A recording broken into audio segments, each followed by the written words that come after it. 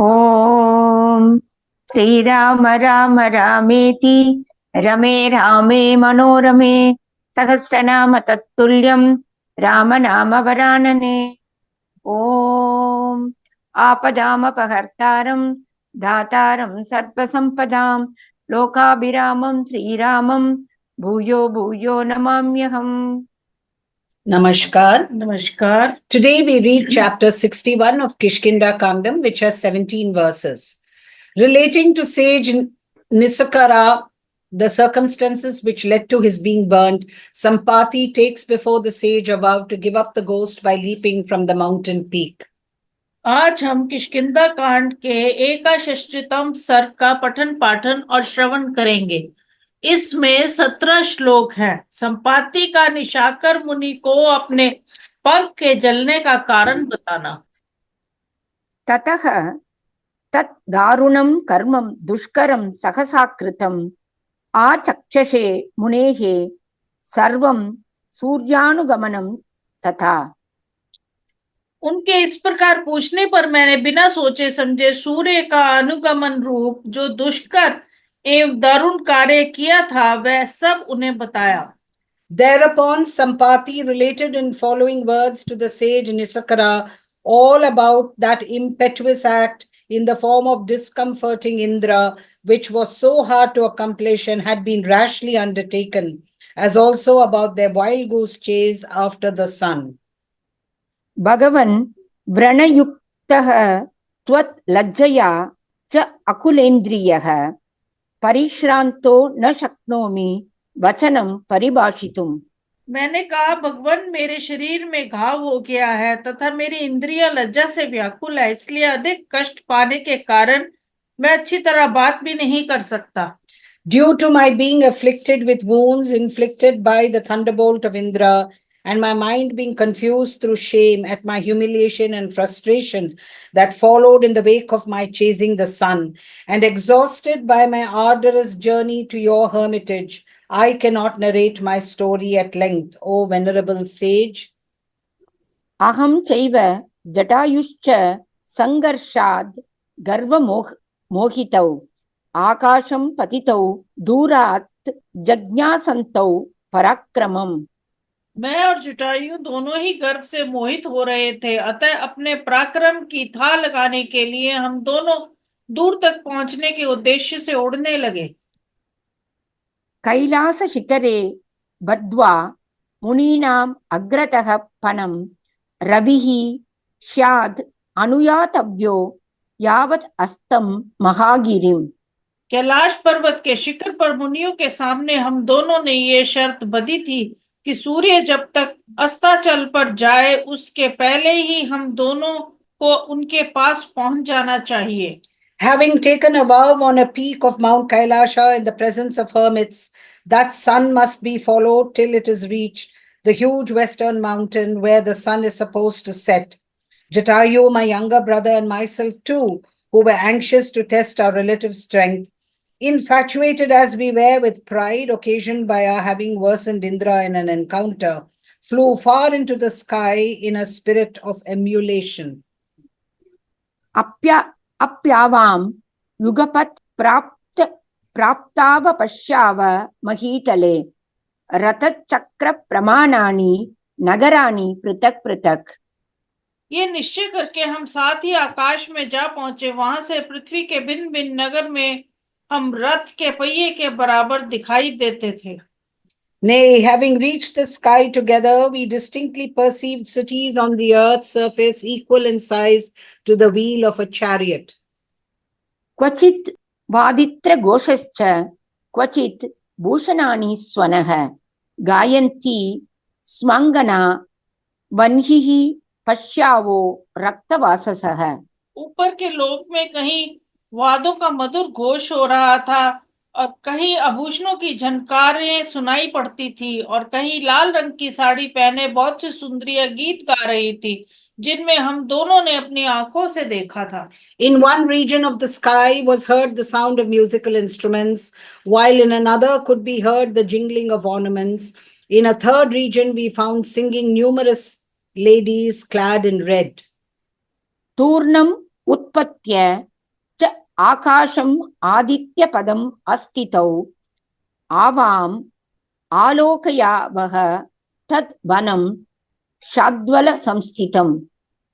उससे भी ऊंचे उड़कर हम तुरंत सूर्य के मार्ग पर जा पहुंचे। वहां से नीचे दृष्टि डालकर जब दोनों ने देखा तब यहाँ के जंगल हरी हरी घास की तरह दिखाई देते थे। Nay, speedily rising above the region immediately below the path of the sun, and having reached the path of the sun, we found the forest below looking like a grassy plot. उपलैरिव सञ्चन्ना दृश्यते भूः शिलोच्चयैः आपगाभिश्च संवीता सूत्रैरिव वसुंधरा। पर्वत के कारण ये भूमि ऐसी जान पड़ती थी मानो इस पर पत्थर बिछाए गए हों, और नदियों से ढकी हुई भूमि ऐसी लगती थी मानो उसमें सूत के धागे लपेटे गए हों।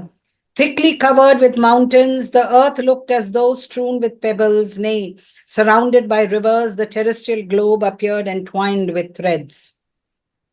हिमवांश्चैव विन्ध्यश्च मेरुश्च सुमहागिरिः भूतले सम्प्रकाशन्ते नागा इव जलाशये। तीव्र स्वेदश्च खेदश्च भयं च आसीत् तदावयोः समाविशत मोहश्च ततो मूर्छा च दारुणा। भूतल पर हिमालय, मेरु और विंध्य आदि बड़े बड़े पर्वत तालाब से खड़े हुए हाथियों के समान प्रतीत होते थे। उस समय हम दोनों भाइयों के शरीर से बहुत पसीना निकलने लगा, हमें बड़ी थकावट मालूम हुई। फिर तो हमारे पर भय, मोह और भयानक मूर्छा ने अधिकार जमा लिया। The Himalayan range, as well as the Vindhya range and the huge mountain Meru too, vividly appeared on the earth's surface as so many elephants in a pond. Intense perspiration and fatigue, as well as fear, presently came upon us. Nay, confusion and then violent unconsciousness too overcame us. न च दिग् ज्ञायते याम्या न च अग्नेयी न वारुणी युगान्ते नियतो लोको हतो दग्ध इवाग्निना। उस समय न दक्षिण दिशा का ज्ञान होता था, न अग्निकोण अथवा पश्चिम आदि दिशा का ही। यद्यपि ये जगत नियमित रूप से स्थित था, तथापि उस समय मानो युगांतक काल में अग्नि से दग्ध हो गया हो, इस प्रकार नष्ट प्राय दिखाई देता था। Neither the southern quarter presided over by Yama, the god of retribution, nor the southeastern quarter presided over by the god of fire, nor again the western quarter presided over by Varuna, the god of water, could be distinguished between. The world, which is governed by laws of nature and could not perish before the appointed time, seemed to have been consumed by fire at the time of universal destruction. That is the end of a kalpa or a cycle. मनश्च मे हतं भूयश्चक्षुः प्राप्य तु संश्रयं यत्नेन महता हि अस्मिन् मनः संदाय चक्षुषी। यत्नेन महता भूयो भास्करः प्रतिलोकितः तुल्य पृथिवी प्रमाणेन भास्करः प्रतिभाति नौ। मेरा मन नेत्र रूपी आश्रय को पाकर उसके साथ ही हतप्राय हो गया। सूर्य के तेज से उसकी दर्शन शक्ति लुप्त हो गई। तदंतर महान प्रयास करके मैंने पुनः मन और नेत्रों को सूर्य देव में लगाया। इस प्रकार विशेष प्रयत्न करने पर फिर सूर्य देव का दर्शन हुआ। वे हमें पृथ्वी के बराबर ही जान पड़ते थे। Nay, falling back upon the sense of vision as its medium, my mind for its part got lost due to the failure of my vision. Fixing once more my mind and eyes on the sun with great effort, of course, the sun could at least be seen with great effort. The sun appeared to us to be equal in size to the earth. जटायुः मामना पृच्छ्य निपपात महीं ततः तं दृष्ट्वा तूर्णम् आकाशात् आत्मानं मुक्तवान अहम्। जटायु मुझसे पूछे बिना ही पृथ्वी पर उतर पड़ा। उसे नीचे जाते देख मैंने भी तुरंत अपने आप को आकाश से नीचे और छोड़ दिया। Without taking leave of me, Jatayu then descended to the earth. Seeing him descend, I too speedily let myself fall from the sky. पक्षाभ्यां च मया गुप्तो जटायुः न प्रदह्यत प्रमादात् तत्र निर्दग्धः पतन् वायुपथादहम् आशङ्के तं निपतितं जनस्थाने जटायुषम् अहं तु पतितो विन्द्ये दग्धपक्षो जडीकृतः। मैंने अपने दोनों पंखों से जटायु को ढक लिया था, इसलिए वह जल ना सका। मैं ही असावधानी के कारण वहां जल गया। वायु के पथ से नीचे गिरते समय मुझे ऐसा संदेह हुआ कि जटायु जल स्थान में गिरा है, परंतु मैं इस विंध्य पर्वत पर गिरा था। मेरे दोनों पंख जल गए थे, इसलिए यहाँ जड़वत हो गया। Having been protected by me with my wings, Jatayu was not burnt. I, however, got my wings badly burnt at that time due to my recklessness. While falling down from the sky, I suspected Jatayu to have dropped somewhere in Janasthana. While I fell down unconscious on the Vindhya range, my wings having been burnt. राज्याच्च हीनो भ्रात्रा च पक्षाभ्यां विक्रमेण च सर्वथा मर्तुर्मेवेच्छन् पतिष्ये शिखरात् गिरेः। राज्य से भ्रष्ट हुआ, भाई से बिछुड़ गया और पंख तथा पराक्रम से भी हाथ धो बैठा। अब मैं सर्वथा मरने की ही इच्छा इस पर्वत शिखर से नीचे गिरूंगा। Deprived of my rulership of the feathered kingdom and my brother, and shorn of my wings and prowess, and therefore seeking death alone under all circumstances, I will fall down from a mountain peak. इत्यार्षे श्रीमद् रामायणे वाल्मीकीये आदिकाव्ये किष्किंधाकाण्डे 61तमः सर्गः।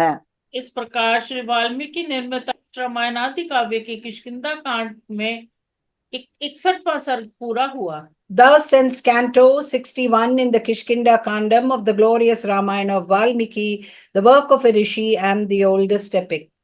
Om Sri Rama Rama Rameti Rame Rame Manorame Sahasranama Tattulyam Rama Nama Varanane. Om Apadam Partaram Dataram Sarva Sampada Lokabiramam Shri Ramam Bhuyo Bhuyo Namamyaham. Dhanyavad. धन्यवाद।